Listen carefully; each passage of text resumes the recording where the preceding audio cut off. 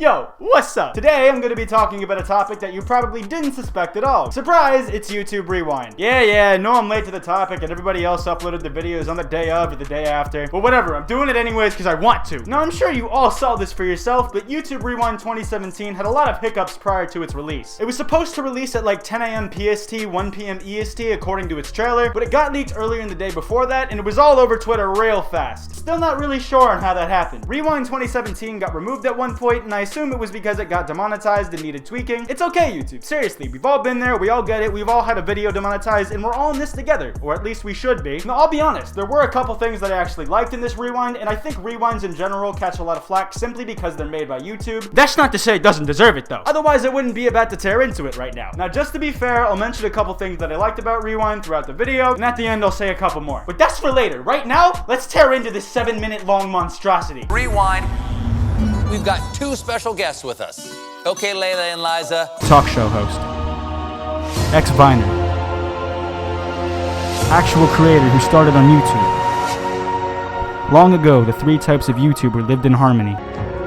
But then everything changed when YouTube demonetized everything that wasn't family friendly or on a whitelist. Also, Ricegum isn't in this at all, which might not seem like a bad thing to a lot of you, but it doesn't make a lot of sense since he was a massive creator on YouTube both in 2016 and in 2017, and he wasn't in YouTube Rewind either of those years. Presumably because of the drama he gets in, the type of content he makes, and some of the controversy surrounding his actions. But if those are the reasons, it doesn't make a lot of sense because both KSI and Jake Paul are both in this video. KSI spent a lot of his summer hanging out with Ricegum and making similar content to his, like diss tracks, getting into drama, and he's done quite a few things this year that are very controversial. And Jake Paul got into drama with both his brother and Ricegum. To be fair, the drama with his brother was pretty clearly fake, but he also spread false stories of FaZe Banks assaulting his assistant, and he's had multiple former Team 10 members come out against him and his behavior. My issue isn't with them being on Rewind, but if PewDiePie, iDubbbz, and Ricegum, some of the biggest creators on this platform, aren't included in Rewind for these reasons, the fact that there are people in Rewind who are also guilty of these things doesn't make a lot of sense. Also, the Shooting Stars theme was pitch shifted at first, probably to avoid copyright claims. We understand completely, YouTube. We've all been there. Another thing that I noticed was that both Casey Neistat and Marquez Brown Lee at the Eclipse scene took off their Eclipse glasses, which is extremely dangerous.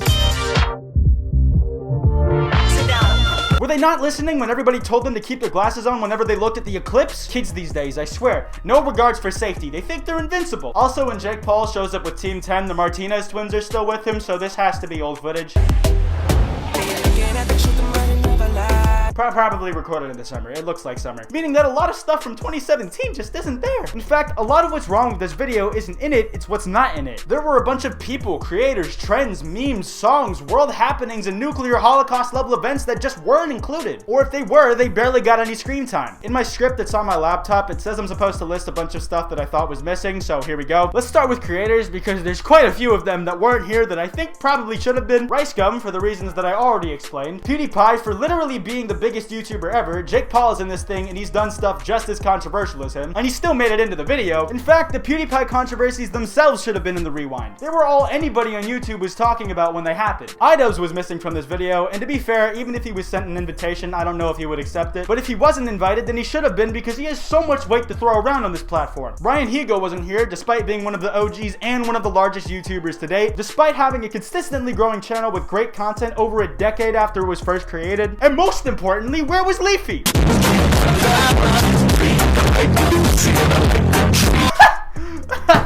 That was a joke, he's gone. Ethan and Hila both deserve to be here, like, come on. Casey, you gotta get him on next year like you did with Philip DeFranco. A bunch of other stuff that I think is missing includes the following. There was zero Cardi B or Bodak Yellow, which if you ask me is an affront to humanity that YouTube must pay for in blood. Just to be clear, I was kidding. Violence and threatening people isn't the answer. Good rule of thumb, it usually never is. Big Shaq was glossed over so quickly in the floor is lava bit. Like Etika said, never being hot is literally his whole thing. It's not hot! It's not hot! It's not hot! It was like, take off your jacket! No! It's not hot! I'll give YouTube some props for playing Smash Mouth, but it's not enough. Always more Smash Mouth. We Are Number One wasn't here at all, which there are no excuses for because all of the instrumentals and separate files for this song were all released. SMH. Once again, YouTube and the establishment refused to acknowledge what Lil Pump has done not only to save the rap game, but all of modern music, and they don't include any of his songs. Shameful. 83% of YouTube this year was demonetization and age restriction, so where was all of that? Quite says, echoing the sentiment of everybody else who made a video video on YouTube Rewind 2017. Actually, maybe that's what removing the video at one point was in reference to. And also, the 83% number is unique to me. Copyrighted, trademarked, patent pending. We're still working on it. YouTube also missed the impending nuclear war with North Korea, which was pretty big. I like the shooting stars meme, but there's just way too much of it here. It has 2 separate sections and takes up like a fifth of the video. I do like that they acknowledge that the tragedies happened instead of pretending that they don't exist. I thought that the way they did it was decently tasteful. My only issue is that they put it in the middle of the shooting stars scene and they mixed it with the eclipse segment. Kind of weird squishing it in with that kind of thing. So I said we were going to talk about some things that I like, so I guess we're going to do that. This list is significantly shorter than the one of things that I thought were missing and that I didn't like about YouTube Rewind 2017, but it exists and I said I would do one to be fair. So I'll start doing it and stop stalling for watch time like right about now or something. Logan and Jake Paul actually do deserve to be in this because they were basically what YouTube revolved around for like pretty much the entire year. Probably should have just called this video It's 2017 Bro. Jake has been pretty controversial, but if what he's done isn't enough to keep him out of YouTube Rewind, then it shouldn't be enough to keep Rice Gum and PewDiePie out of it. Like I said, I do like the acknowledgement of the tragedies instead of just dismissing them, but the placement of it is still really awkward. The things I like section hasn't been too positive so far, has it? Well,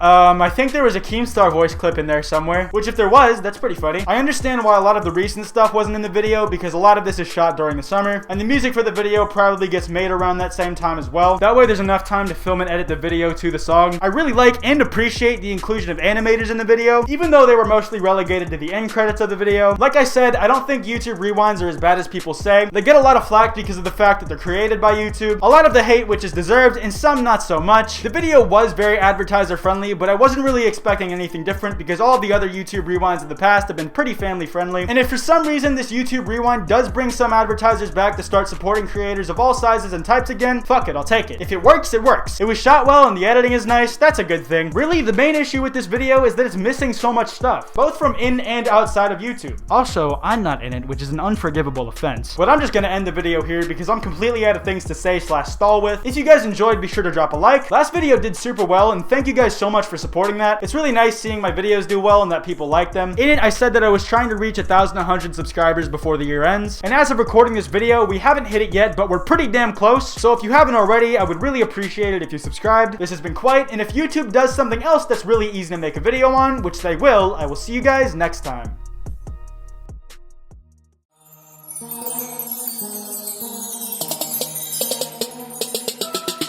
It's 2017 with that impending nuclear war. 5 minutes in this year's Rewind. Probably done before. I'm too lazy to check. I wish there was more Big Shaq. Man, I am really depressed cause they didn't include diss tracks, but they did have Kendrick though, so I guess that's pretty cool. And you know it won't be in if it ain't kid friendly too. Yeah, I'm talking about Pump, unincluded for his music. It's too real for all the masses. Do not matter what the track is on. Gone.